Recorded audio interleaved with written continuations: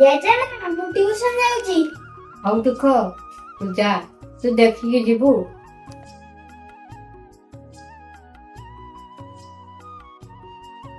କିଛି ଦିନ ପରେ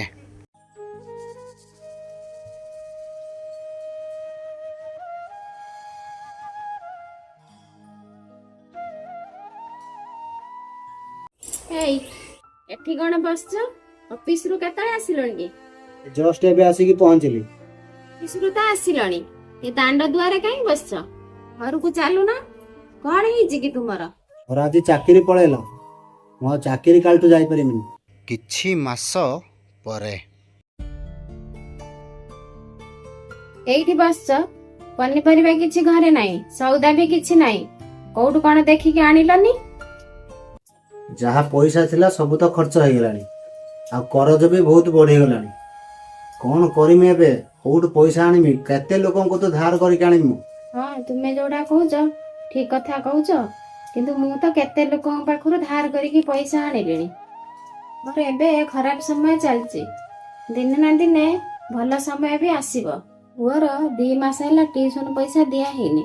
ତାଙ୍କ ସାର୍ ମତେ ଫୋନ କରିଥିଲେ। ତାଙ୍କ ସାର୍ଙ୍କୁ ଟିକେ କହିଦେବୁ, ଆଉ କିଛି ଦିନ ଟିକେ ଅପେକ୍ଷା କରିଦେବେ, ମୁଁ ସବୁ ପଇସା ଦେଇଦେବି ତାଙ୍କର। ଜେଜେମା ମତେ ଗୋଟେ ଗପ ଶୁଣାନି। ଗପ ଶୁଣିବୁ? ଦିନେ ଗୋଟେ ଜଙ୍ଗଲରେ ସିଂହ ଥିଲା। ସେ ଜଙ୍ଗଲରେ ରାଜା। ଦିନେ ଜଙ୍ଗଲରେ ଗୋଟେ ସଭା ହେଲା। ସବୁ ଜୀବଜନ୍ତୁ ଆସି ଏକାଠି ହେଲେ। ଜେଜେମା ମୁଁ କାଲିଠାରୁ ଟିଉସନ ଯିବିନି। ଦୁଃଖ ତୁ ଟିଉସନ କାହିଁ ଯିବୁନି? ଜେଜେମା ତୁ ଜାଣିଛୁ ନା, ମୋ ବାବାଙ୍କର ଚାକିରି ପଳେଇ ଯାଇଛି। ବାବାଙ୍କ କତିରେ ପଇସା ନାହିଁ। ଦୁଃଖ ତୁ କେମିତି ଜାଣିଲୁ? ମୋ ବାବା ମାମା କଥା ହଉଥିଲେ, ମୁଁ ସବୁ ଶୁଣିଛି। କିଛି ସମୟ ପରେ ବାବୁ, ଏ କୁମ୍ପିଟା ନେନି। ମା, ମୋର କୁମ୍ପି କଣ ହବ?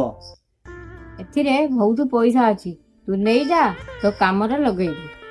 ମା, ଏ କୁମ୍ପିରେ ପଇସା ତୁ କେତେ ଦିନ ରଖିଲୁଣି କି? ବାବୁରେ, ବହୁତ ଦିନ ହେଲାଣି ଟଙ୍କା 2 ଟଙ୍କା ଯାହା ବେଳେ ମୁଁ ଏଇ କୁମ୍ପିରେ ପୁରେଇ ଦିଏ। ମୁଁ ଜାଣିଥିନି ଦିନେ ନା ଦିନେ ପଇସା ସବୁ ତ ଦରକାର ହବ। ମା, ମତେ ତୁ ଏ ପଇସା ଦେଲୁନି ଯେ, ମତେ ଏ ସମାଜ ପାଇଁ ତୁ ଗୋଟେ ଶିକ୍ଷା ଦେଇଦେଲୁ। ସନ୍ତାନ ଯେତେ ବଡ଼ ହେଲେ ବି ତା ମା ସବୁଠୁ ବଡ଼ ଶକ୍ତି ହୋଇଥାଏ। ଏ ପଇସା ଆମର କଣ ହବ? ତମ ଖୁସିରେ ମୋ ଖୁସି। ସତରେ ଏ ଦୁନିଆରେ ବଡ଼ ଶକ୍ତି ହେଉଛି ମା।